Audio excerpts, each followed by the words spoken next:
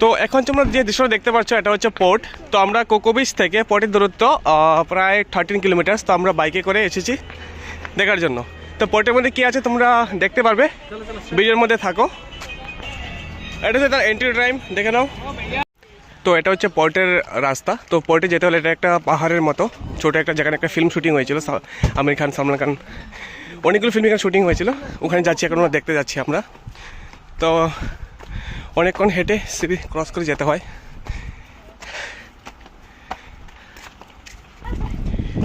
তো এটাকে চাপড়া কেলা বলতে হয়। কোনটা গো কি? তো ওখান থেকে দেখা যাচ্ছে কোকো বিচ, ওই দেখতে পাচ্ছ কোকো বিচ এটা। তো ক্ষমা চাচ্ছি বন্ধুরা, এটা কোকো বিচ না, আমার ভুল হয়ে গেছে, এটা হচ্ছে আঞ্জুনা বিচ। পোর্টের থেকে যা দেখতে পাচ্ছ এটা হচ্ছে আঞ্জুনা বিচ এটা।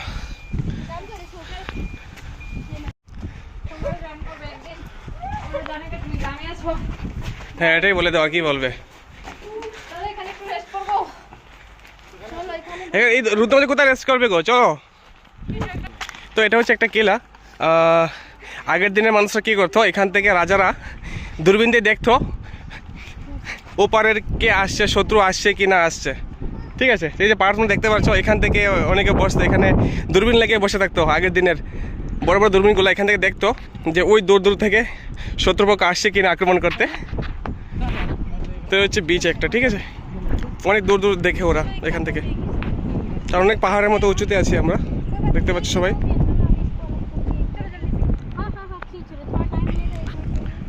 কি বলো? হ্যাঁ अरे कितना मस्त है। टेंट मार के रह सकते हैं।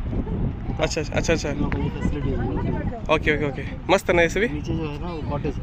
আচ্ছা, তো এখানে বসা যাবে, ঠিক আছে না। তো আগের দিনে রাজা মহারাজারা এখান থেকে দূরবীন দিয়ে তারা ভিডিও করে দেখে পর্তুগিজরা কোথা থেকে আসছে, সমুদ্র উপার থেকে যে আসছে, ওটা হচ্ছে এই জায়গাটা, এটাকে কিলা বলে, পোর্ট ছাপরা কিলা, পোর্ট সাফারা কিলা এটা। তো এই যে উঁচাগুলি দেখতে পাচ্ছ যতগুলি আছে কিলা, এই যে লেনগুলি, এখানে দাঁড়িয়ে দাঁড়িয়ে দেখে রাজা মহারাজারা পর্তুগিজরা কোথা থেকে আসছে, ওই দূর থেকে আসছে কিনা।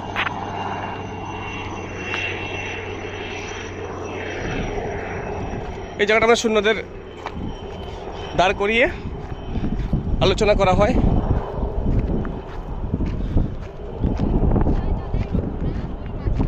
তো আমরা এখন ছাপরা কিলা থেকে বের হয়ে যাচ্ছি। তো দেখতে পাচ্ছ এটা হচ্ছে তার বাইরের ভিউটা।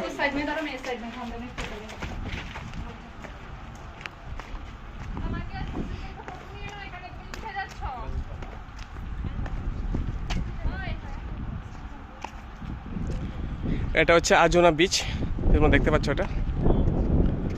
ওই দিক দিয়ে রাজা মহারাজারা ভিতরে প্রবেশ করতো, আর আগে যেটা দেখেছিলাম ওখান থেকে তারা দূরবীন দিয়ে তারা দেখতো এই যে কিলাটা। এখানেই দাঁড়িয়ে দাঁড়িয়ে তারা দূরবীন দিয়ে দেখতো ওপার থেকে পর্তুগিজ আসছে কি না, সবার ওদের হালচাল দেখতো ওরা এখান থেকে, এই কিলা থেকে।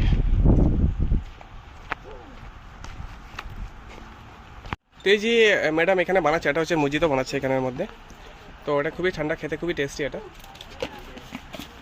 রেডিমেড মুজিতো একটা পাওয়া যায়, তার সাথে কিছু মিন্ট ডালবে, এটা আমরা পুদিনা পাতা বলি। পুদিনা পাতা, লেবু, লবণ, সোডা, এগুলো সব মিক্স করে উনি মুজিতো বানায়, যেটা রেডি হয়ে গেছে একটা। তো তার সাথে চিনিও ডালতে হয়। এই যে মুজিতো একটা রেডি হয়ে গেছে।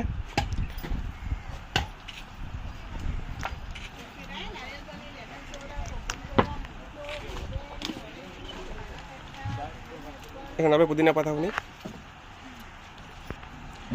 তো দামটা একদম 50 টাকা, বাট খুবই ন্যাচারাল, এটা খেতে খুবই টেস্টি। এটা কোল্ড ড্রিঙ্কস অনেকে ট্রাই করেছো, একবার মুজিতো ট্রাই করে দেখো, খুবই ভালো লাগবে খেতে। এই যে মুজিতো রেডি হয়ে গেছে, আমাদের ভাই সাহেব মুজিতো খাচ্ছে। তো বন্ধুরা এই যে বিচটা দেখতে পাচ্ছ, এটা হচ্ছে বাগাটোর বিচ। এখানে তেমন বেশি কিছু অ্যাক্টিভিটি হয় না এখানের মধ্যে।